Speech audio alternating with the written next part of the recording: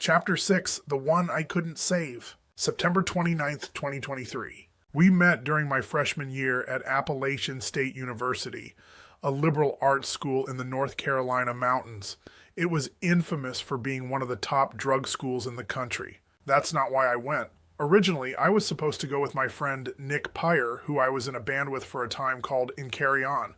Get it, In Carrion? But anyway, he ended up at Berklee College of Music.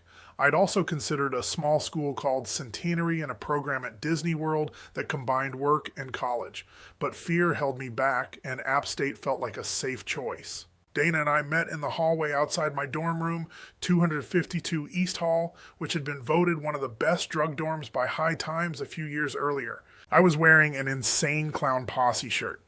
Dana, rail thin and taller than most girls, looked at me and said, ICP, fuck yeah. I looked at her and knew instantly I loved her. She was blonde, of course, though her hair was cropped short. What captivated me, though, was the kindness in her eyes and the warmth of her smile. We talked in the hallway for what felt like both an eternity and an instant. I wanted to be with her in every way.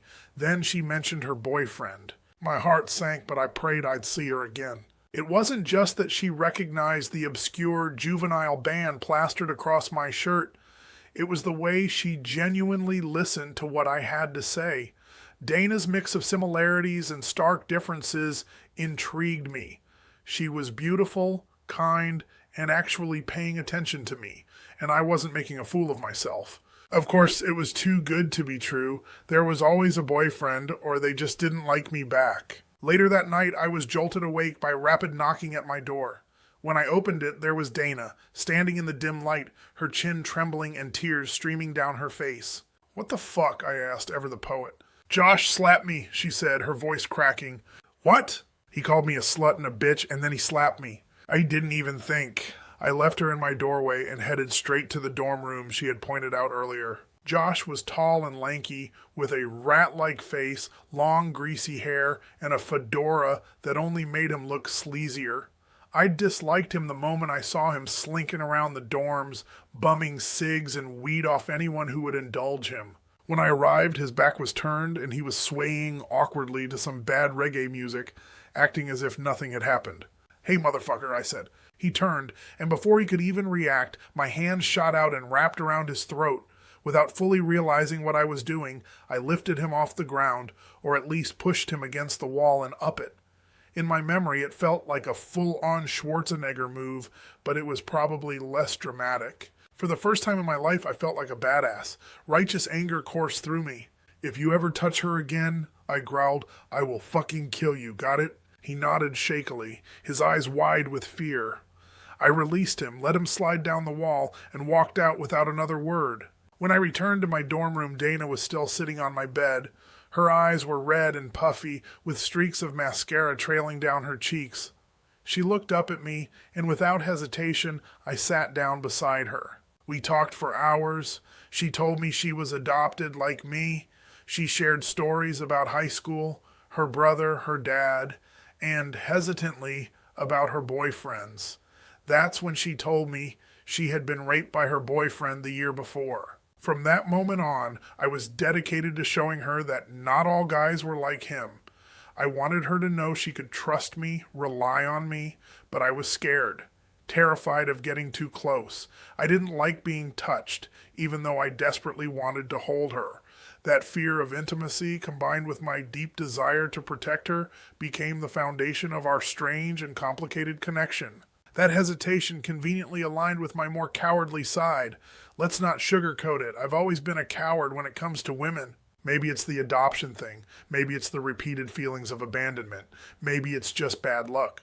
But by this point in my life, I was utterly terrified of women. Still am, in a lot of ways. So, not making a move on Dana felt like the safest choice, even if it was also the most frustrating. For 2 glorious weeks, we spent almost every moment together, getting to know each other better. There was a sleazy guy, Brian Crossan, who kept hovering around, trying to insert himself into our time together. But I was so focused on Dana that I barely gave him a second thought. I should have. After what felt like the perfect first official date, I found out she had been sleeping with both Brian and my friend Danny. Stupid, betrayed, rejected. Those were the words running through my mind. I felt so small, so insignificant. It was like the air had been sucked out of my chest, and all I could feel was the ache of hurt and humiliation. To cope, I did what I knew best.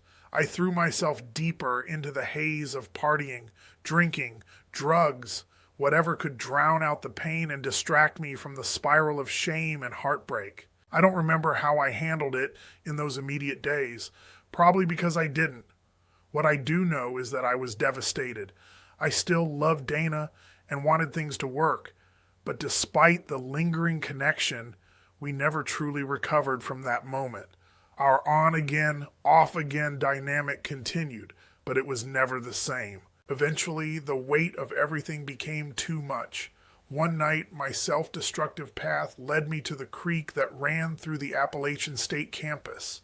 I stood there holding a massive rock in my hands, the cold water rushing around my feet. The plan was simple. Lie down in the creek, place the rock on my chest, and let it all end. It wasn't the first time I had felt this way.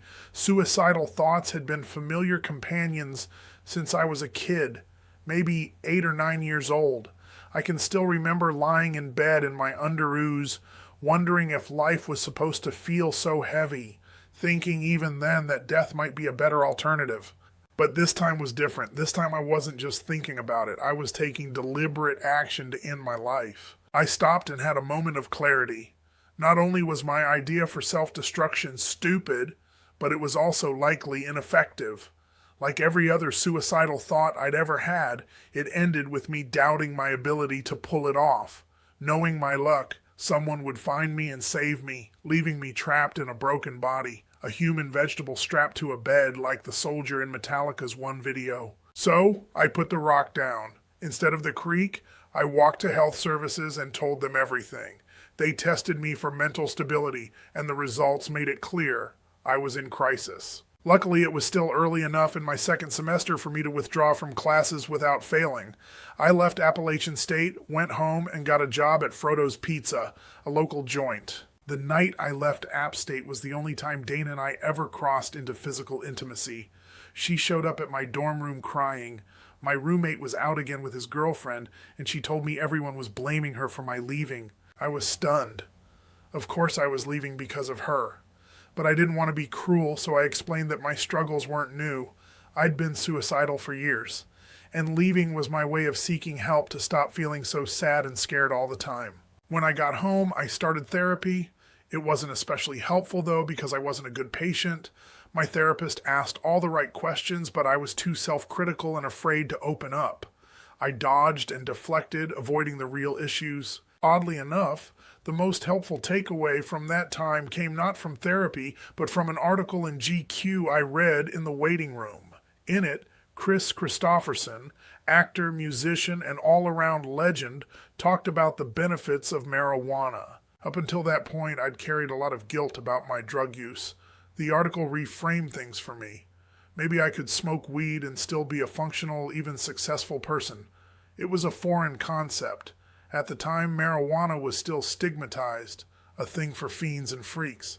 But I'd been smoking it for years, ever since my friend Taylor Waldrop and I bonded over the shared burden of being broken kids. Taylor had his own heavy history. His mom took in his dad, who was dying of AIDS from unprotected sex with men while married to her. That scandal marked Taylor as a target in our conservative community.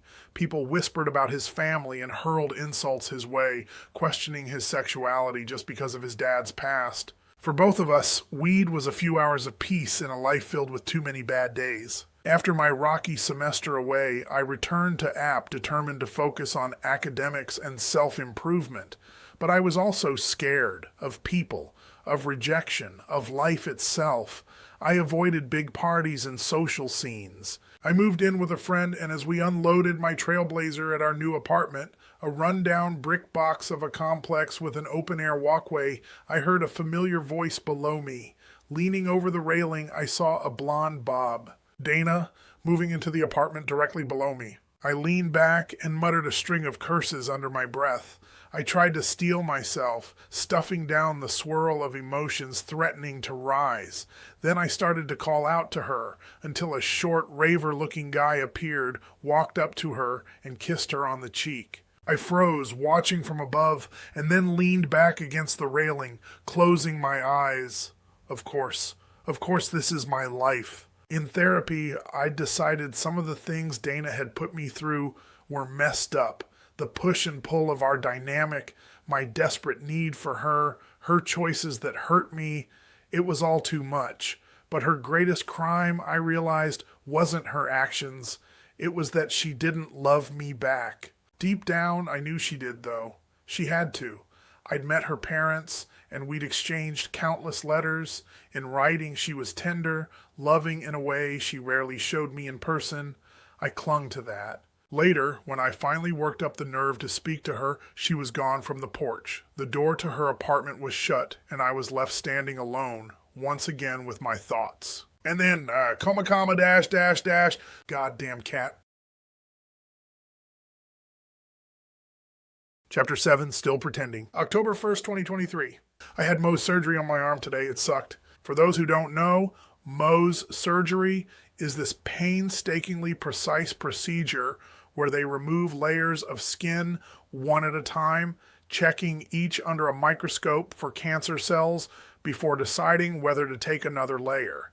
It's supposed to preserve as much healthy tissue as possible while still getting rid of the cancer. Sounds great in theory, right? In practice, though, it's a test of patience and endurance. The doctor numbed my arm where they'd previously done the biopsy and started by drawing lines around it to remove the first layer of skin, aiming to get rid of the melanoma. Right away, I could tell the lines were too small. I knew it in my gut. But as usual, I kept my mouth shut, convincing myself they knew what they were doing. When the results from the first cut came back showing cancer was still there, I was annoyed, mostly at myself for not speaking up. 3 more cuts. That's what it took to get rid of the cancer. Each one meant another hour of waiting for the lab results to come back, sitting in that sterile waiting room with nothing to do but think about the next cut. It was a long, exhausting day. The waiting room was cold and too bright, filled with that low-frequency hum that seems to exist in all medical offices. The TV was playing some show I didn't care about, and no one made eye contact. Everyone looked either numb or afraid. I guess I looked numb too. The weird thing is, I didn't feel much. Not fear, not sadness, just this low-grade resignation. Like, of course it wasn't gone the first time. Of course they had to cut more. Of course it still hurts. I sat there with my arm wrapped up like nothing had happened, scrolling my phone, responding to a few texts, pretending everything was fine. I even cracked a couple of jokes, kept it light, because that's what I do. But the truth is, I went through most of it alone. No one came with me. I didn't ask anyone to. I didn't want to be a burden, didn't want to have to explain what it meant or how it felt or why it scared me more than I was letting on. So I just handled it.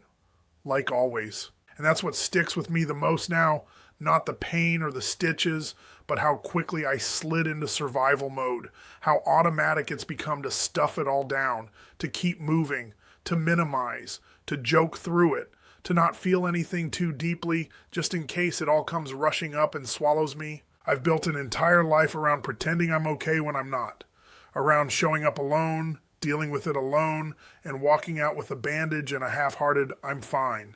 But I wasn't fine, I'm still not. It's not just the cancer, it's the silence I keep stuffing everything into.